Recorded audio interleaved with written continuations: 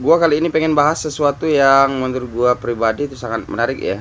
Jadi tentang masalah resesi ekonomi global ya.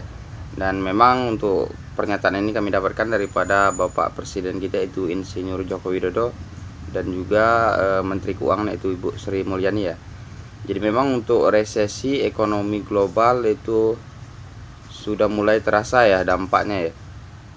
Tidak menutup kemungkinan juga kita yang berada di Indonesia juga sedikit demi sedikit itu mulai terasa dampaknya ya. Jadi untuk topik kali ini memang menurut kami lebih penting ya daripada masalah tutorial masalah dagang ya. Karena percuma kita mentutorial masalah dagang ataupun cara sistem manajemen toko dikala sekarang kita menghadapi namanya ancaman resesi ya. Jadi resesi, inflasi dan juga penurunan daya beli masyarakat ya. Jadi mungkin untuk topik ini mungkin lebih penting ya untuk kita ketahui semua ya.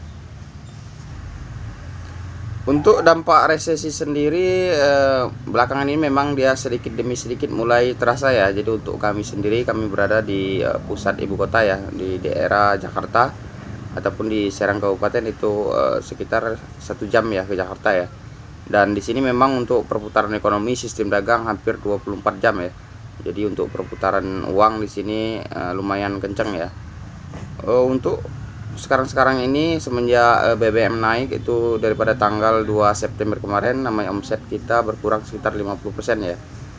Jadi baik dia dalam usaha kuliner ataupun dia dalam usaha toko ya. Jadi susut sekitar 50% omset pendapatan ya. Jadi untuk teman-teman mungkin yang di luar Pulau Jawa ataupun di Kalimantan, Sumatera, daerah Lampung mungkin juga mengalami hal yang sama ya.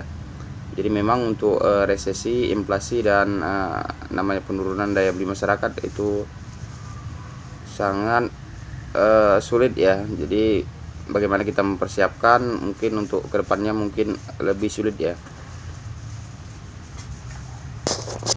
Jadi mungkin pertanyaannya apa yang mesti kita lakukan ataupun bagaimana cara kita menghadapi namanya resesi ya. Jadi ancaman resesi di tahun 2023.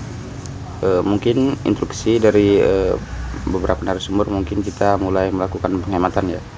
Jadi untuk masyarakat umum atau masyarakat biasa ya.